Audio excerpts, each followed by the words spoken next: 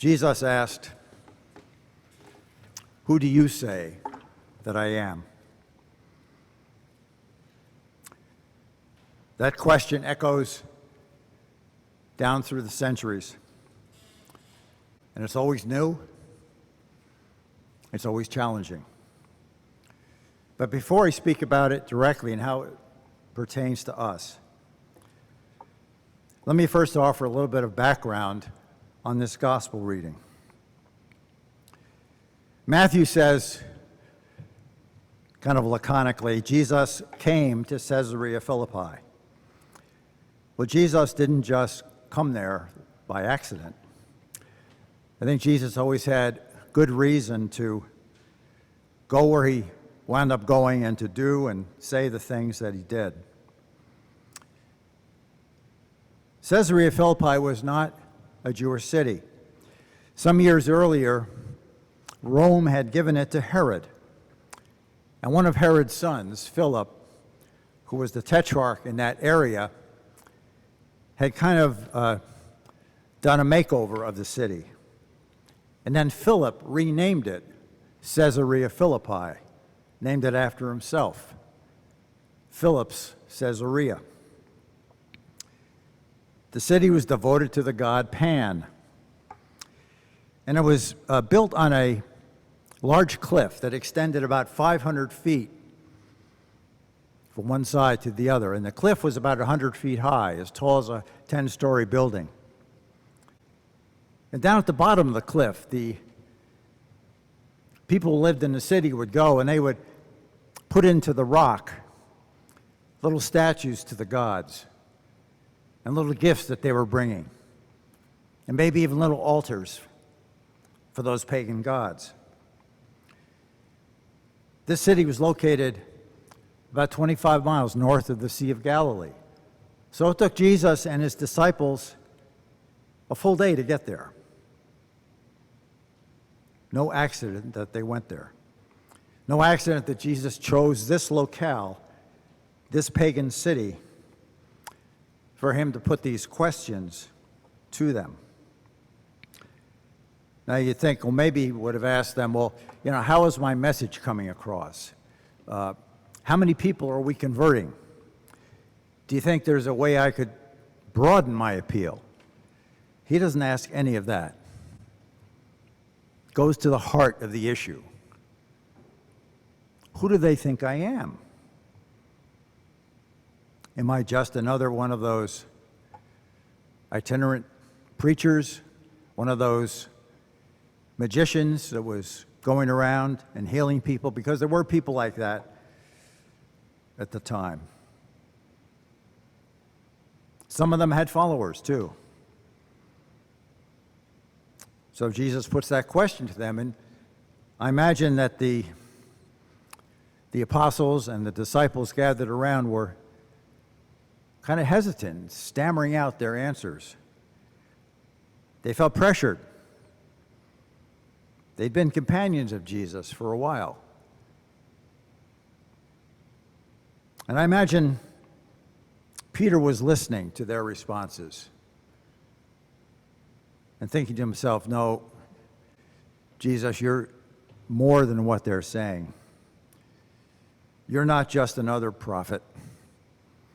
You're not just another John the Baptist. And then he asked that second question. Asked them directly. Looks them in the eye, I imagine, from one to the other. And who do you say that I am? And now there's even more pressure. What answer is he looking for? And I imagine Peter just standing there with his eyes closed, asking God, what's the answer? What should I say?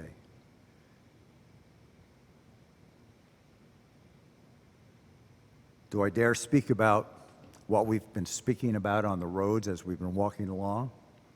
What we've wondered about? We've seen your son. We've seen him forgive sinners. We've seen him bring people back from the dead. And we've wondered, Who is he? Is he really your son? And so Peter pondered, as they all did. And then he receives these words from God. And he says, Jesus, you are the Messiah. You are the one sent from God. You are the anointed one. You are the only Son of the living God. And I can imagine there must have been a great sense of relief among everybody. Peter said those words they were all struggling to find. But Peter took the risk. You are the Messiah, the only Son of the living God. That was exactly the correct answer. And so today we engage again with this question. And you might think, well, why do we engage with it again? Peter already gave the answer. Well, I think the reason is that it's not enough for us just to say, like a formula, what Peter said. In our faith, the things we do need to conform with what we believe. They must match.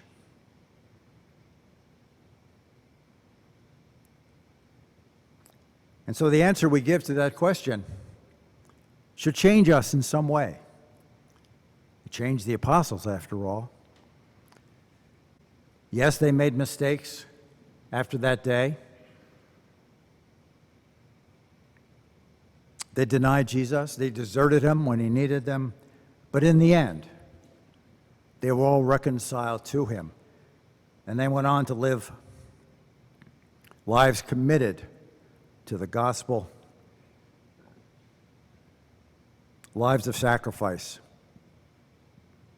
for the sake of Jesus, the only Son of the living God. You know, we too make mistakes. From time to time, you and I will ignore our relationship to Jesus, and maybe we won't outright deny him, but I'll bet there have been times when we've been quiet, when people around us have been doubting who Jesus is. Oh, he's just another one like the Buddha or like Confucius. And we've been quiet. And we haven't spoken up. It's Jesus is not like the Messiah. I mean, he's not like Confucius. He's not like Buddha. We get caught up in our own concerns, our own worries, and sometimes the most important thing to us is not about speaking who Jesus is and making him the center of our lives, but it's about our own comfort, about being right and safe, preserving our own power and our own privilege. And we forget that Jesus is the Messiah.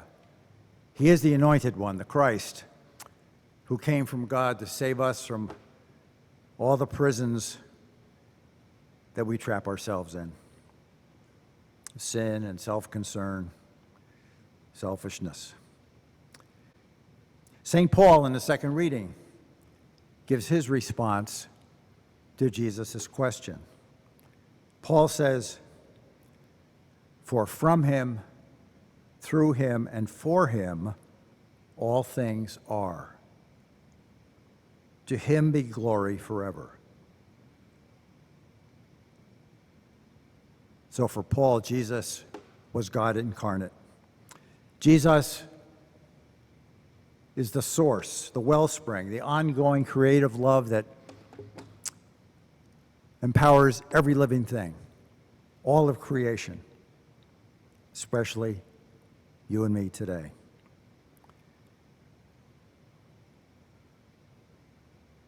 And all created things are to give glory and power and honor back to Jesus.